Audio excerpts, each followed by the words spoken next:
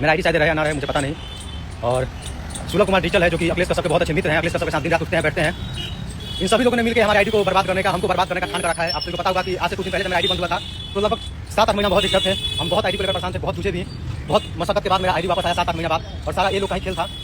उसके बाद से मेरा गाना भी बंद करवा दिया था लोग, राशि बदमाशी गाना बज रहा था, उस गाना भी बंद करवा दिया था लोग। जर्नी आई से कि इसका गाना बजने लगा बहुत सारा चीज़। और इसमें पठान नाम का लड़का का और ऋतिक नाम का लड़का का, एक संदीप नाम का लड़का है, उसका हाथ है, अखिलेश कश्यप का, सुलभ कुमार का, सबका हाथ है। अगर मेरे आईडी के साथ कुछ होता है या मुझे कुछ होता है तो सबसे बड़ा जिम्मेदारी इन लोगों की होगी, सुलभ कुमार की, अखिलेश कश्यप की, पठान की और ऋतिक की।